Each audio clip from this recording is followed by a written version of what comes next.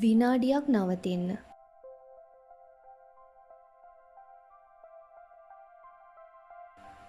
හොඳ හුස්මක් ගන්න. කල්පනා කරලා බලන්න අද උදේ අවදි වුණ ගමන් ඔයා මොනවද කළේ කියලා. ගොඩක් දෙනෙක් දවස පටන් ගන්නේ ලොකු පීඩනයකින්. එහෙම නැත්නම් කලබලයෙන්. මෙහෙම පීඩනයෙන් පටන් ගන්න දවසක් සාර්ථක වෙයි කියලා හිතන්න පුළුවන්ද? උදේ අවදි වුණ ගමන් ඔයාගේ හිතට ආව පීඩනය, කලබලය ඔයාගේ මුළු දවසම විඩාවටපත් කරනවා. දවසම අවුල් කරගන්න ඔයා කැමති නෑ නේද?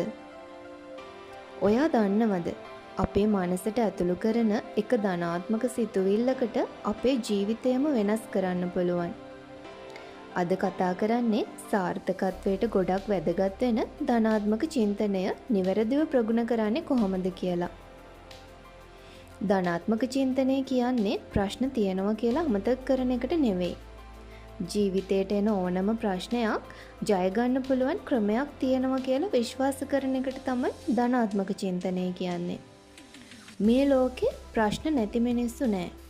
ඕනම කෙනෙක්ට ඕනම වෙලාවක ප්‍රශ්නයක් එන්න පුළුවන්. එහෙම ප්‍රශ්න එන වෙලාවට අපි තව තවත් ප්‍රශ්න ගැන කල්පනා කර කර හිටියොත් මොකද වෙන්නේ? අපේ ජීවිතේ තවත් පහළට වැටෙනවා. අපිට මොකුත්ම කරගන්න බැරි වෙනවා. දිගින් දිගටම ප්‍රශ්න එන්න පටන් ගන්නවා. ඒත් ප්‍රශ්නයක් ආව වෙලාවක ඔයා හොඳ ශක්තියක් හිතට අරගෙන ඒ ප්‍රශ්නය විසඳ ගන්න පුළුවන් කියලා විශ්වාස කරනවා නම් ඔයාට ඕනම ප්‍රශ්නයක් ඉක්මනින්ම විසඳ ගන්න පුළුවන් වෙනවා. ඒකට තමයි ධනාත්මකව හිතනවා කියලා කියන්නේ. ඔයාගේ මනස ක්‍රියා කරන්නේ ඔයා හිතන දේවල් අනුව. වගාවකින් ලැබෙන අස්වැන්න තීරණය වෙන්නේ අපි වගා කරන දේ අනුව. ඉතින් ඔයාගේ මනසත් ඒ වගේ තමයි. ඔයාගේ ජීවිතය තුලත් මේකට හොඳ උදාහරණ ඇති. අපි ධනාත්මක හිතනවා නම් අපිට කරන්න බැරි දෙයක් නැහැ. ඔයාට ධනාත්මකව හිතන්න ඕන නම් ඔයාගේ සිතුවිලි වෙනස් කරගන්න උත්සාහ කරන්න. සිතුවිලි වෙනස් කරන්න පුළුවන් ප්‍රායෝගික පියවර 5ක් තියෙනවා. ඔයත් ඒ ක්‍රම 5 පිළිබඳව දන්නවද බලන්න. පළමු පියවර තමයි ස්තුතිවන්ත වීම. අපි කලින් වීඩියෝ එකෙන් කතා කරපු ආත්ම විශ්වාසය වර්ධනය කරගන්න පුළුවන් ක්‍රමයක් විදිහටත් ස්තුතිවන්ත වීම ගැන කතා කළා. ඔයා ඒ වීඩියෝ එක තාම බැලුවේ නැත්නම් ඩිස්ක්‍රිප්ෂන් එකේ දාලා තියෙන ලින්ක් එකෙන් ඒ වීඩියෝ එකත් බලන්න. ආත්ම විශ්වාසය කියන්නේ ධනාත්මක චින්තනයේ වැදගත් කොටසක්. අපිට කවුරු හරි උදව්වක් කළාම අපි thank you කියනවා. අපේ ජීවිතේ මේ ලැබිලා තියෙන හැම දෙයකටමත් අපි ස්තුතිවන්ත වෙන එක පුරුද්දක් කරගන්න ඕන. ඔයාට ලැබිලා තියෙන දේවල් ලිස්ට් එකක් හදාගන්න. එතකොට ඔයාට තේරෙයි ඔයාට මොනතරම් දේවල් ලැබිලා තියෙනවද කියලා. ඔයාව මොනතරම් වටිනවද කියලා. හැමදාම උදේ අවදි වුණ ගමන් වගේම නිින්දට යන්න කලිනුත් ස්තුතිවන්ත වෙන්න පුරුදු වෙන්න. ඒකෙන් ඔයාගේ සිතුවිලි වෙනස් වෙන්න පටන් ගන්නවා. අපි කාට වුණත් කියන්න ලේසිම වචනය බෑ කියන එක. ඒත් ඔයාට ධනාත්මකව හිතන්න ඕන නම් හැම වෙලාවකම පුළුවන් කියලා විතරක් හිතන්න. ඔයා එක්කම කතා කරද්දි නිතරම ඔයාව ප්‍රශංසා කරන්න.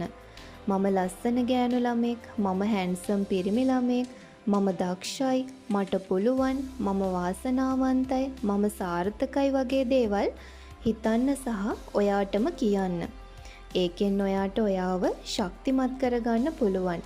ඔයාගේ මනස හැම වෙලාවකම ඔයා දක්ෂයි, ඔයාට පුළුවන් කියලා හිතන්න පුරුදු වෙනවා.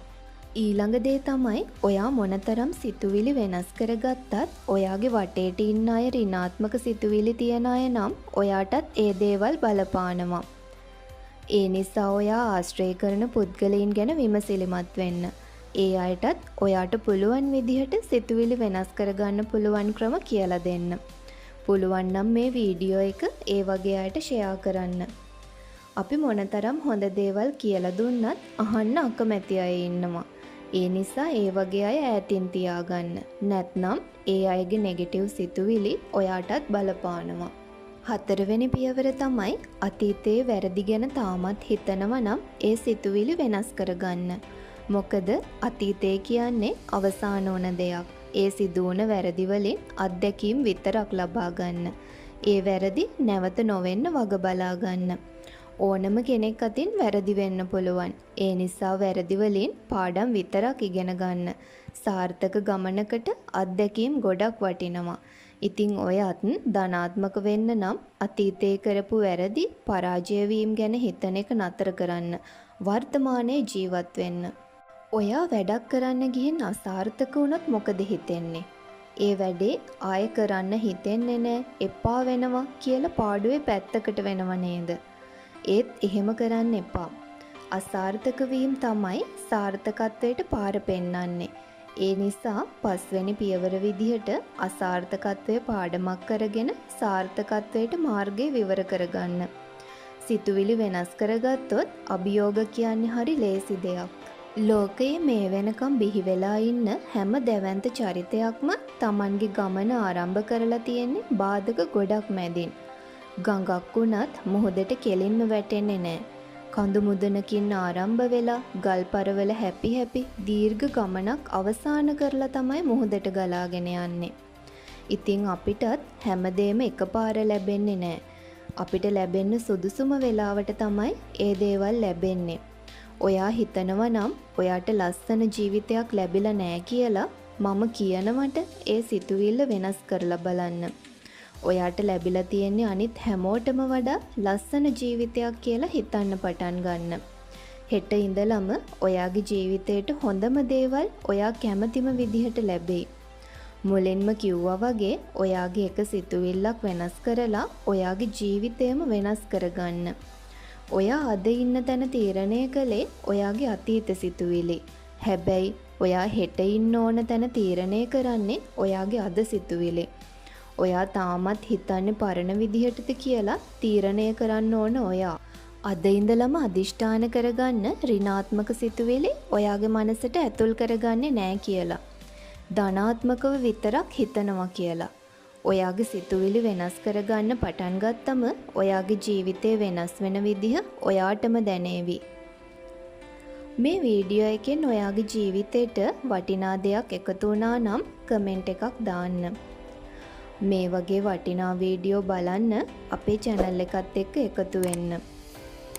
සාර්ථක ජීවිතයකට මඟ පෙන්වන තවත් වටිනා වීඩියෝ එකකින් අපි නැවත හමු වෙමු. ඔයාලා හැමෝටම ජයග්‍රාහී දවසක්.